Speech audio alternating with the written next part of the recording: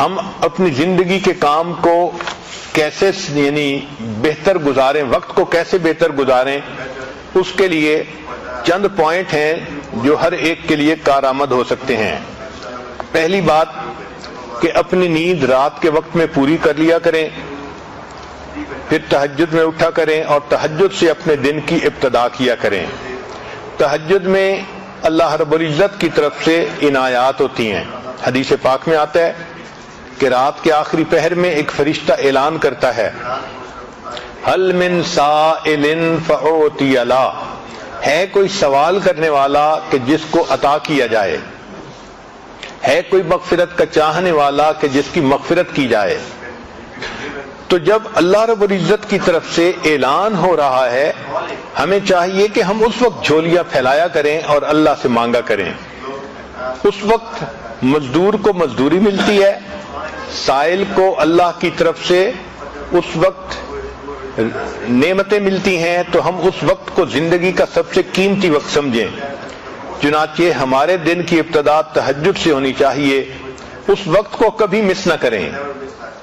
کوشش یہی ہو کہ ہر رات میں تہجد کی توفیق نصیب ہو جائے، جتنے بھی تھکے ہوئے ہوں تہجد میں اللہ کے سامنے جھولیاں پھیلا کر بیٹھیں تاکہ ہمیں اللہ کی طرف سے روزینہ نصیب ہو جائے۔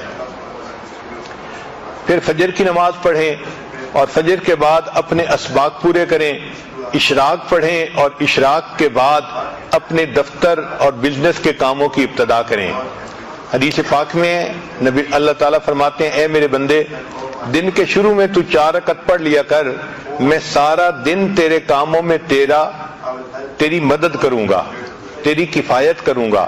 ذرا غور کیجئے کہ ہمارے سارے دن کے کاموں میں اللہ کی مدد شامل ہو جائے تو ہمیں اور کیا چاہیے؟ اور یہ نعمت مل جاتی ہے اشراق کے 4 نفل پڑھنے پر۔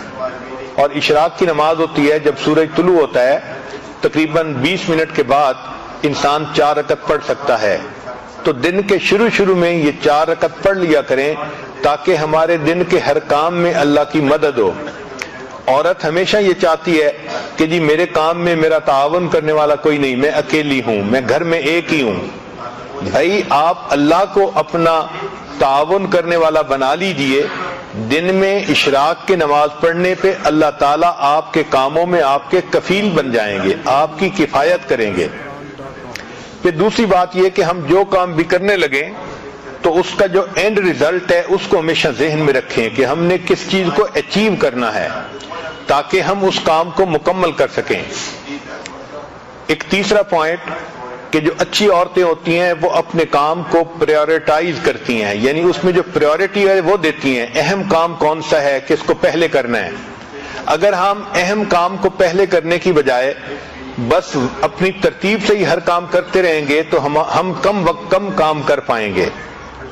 چنانچہ ایک ٹیچر تھی، اس نے اپنے شاگردوں کو پرائورٹی کے اوپر ایک اچھی مثال سے بات سمجھائی۔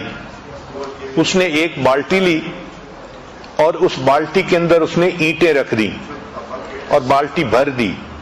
پھر اس نے طلباء سے پوچھا کہ بتائیں اس بالٹی میں کوئی اور چیز آ سکتی ہے؟ ان کا نہیں، یہ تو ساری بالٹی اینٹوں سے بھر گئی۔ اب اس نے چھوٹے چھوٹے کنکر لیے اور جو اینٹوں کے درمیان جگہ تھی اس میں کنکر ڈال دیے۔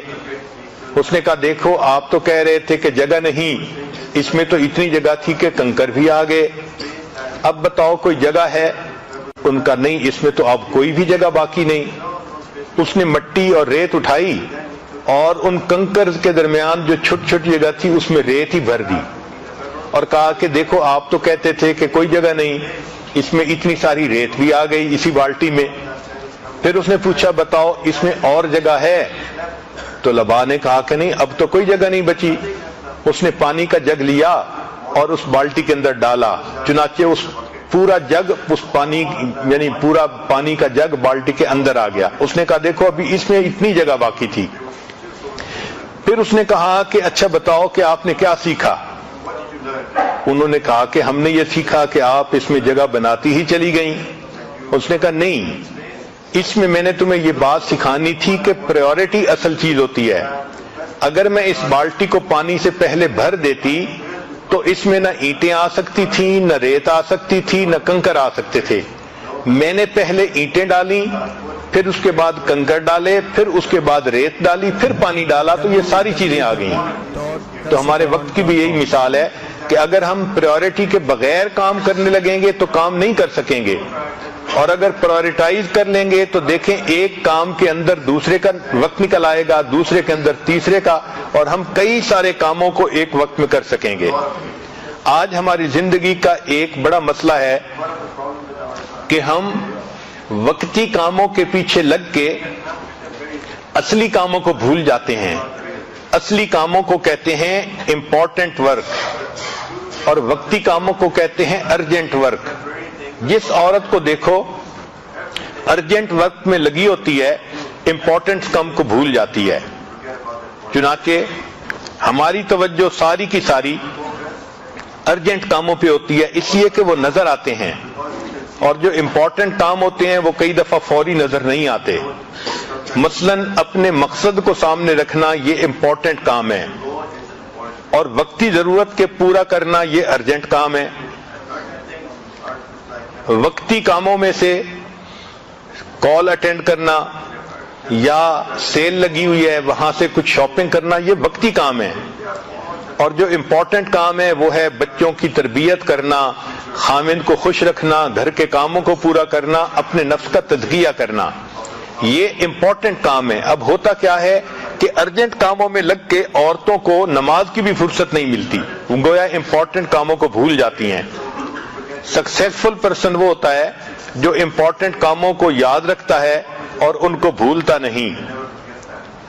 چنانچہ 3 لفظ یاد رکھیے، 3 سٹیپ ہیں کامیاب زندگی کے: اپنے کاموں کو پرائورٹائز کرنا، دوسرا ان کو آرگنائز کرنا، اور تیسرا زندگی میں ایک ڈسپلن پیدا کرنا۔